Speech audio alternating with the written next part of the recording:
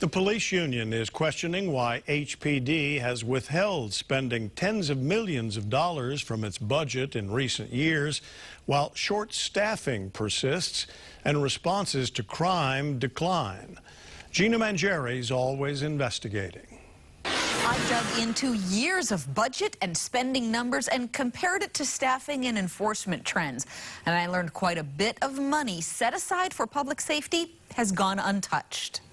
Officer shortages, recruitment, and retention are huge issues at police departments nationwide, including in the islands. But we found the Honolulu Police Department has sat on a lot of money every year, between $6 million to $18 million in each of the last 4 fiscal years, unspent from its general fund budget.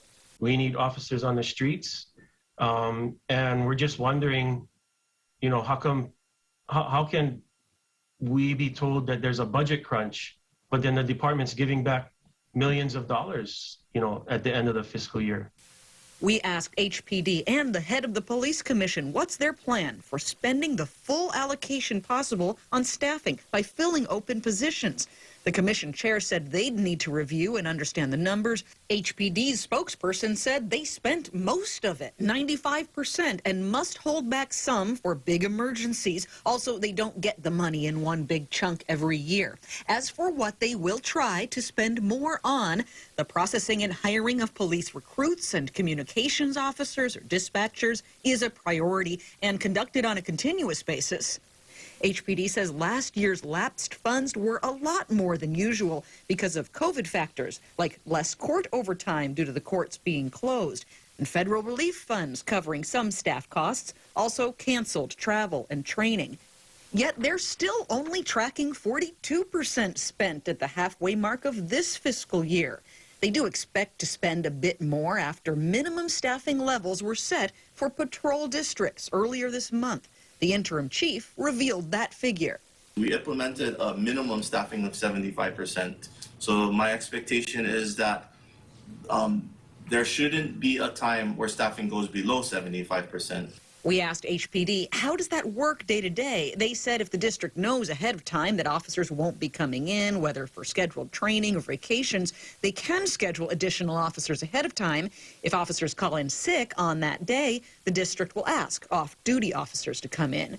Shopo says that doesn't always pan out. They point to an example on Saturday in District 2, which includes parts of central Oahu and the North Shore, when the watch was about half-staffed. The dispatcher called the watch lieutenant and told the watch lieutenant, I have multiple priority 1 cases that are pending, and I have no officers to send them to. Always Investigating has seen district rosters as recently as today with well under 75% scheduled and assigned and no fill-ins listed. If we have the money there, then do a comprehensive plan on filling the beats with overtime and use the money that way and make sure that everybody's on the same page. The chief says they don't have enough people on the patrol roster to assign 100%, and overtime is not the cure. This would cost about $23 million or over $23 million to fund, assuming that officers would be willing to fill all the open positions. This is above our current expense and our current overtime spending. 1 or 2 hours across all of the districts, all of the watches, that 1 hour would cost the department over $1 million in a year's period. Whether spending everything and letting no funds lapse would be enough to stem the tide of the staffing crisis remains to be seen, with the number of officers on payroll down about 150 from a peak in 2015.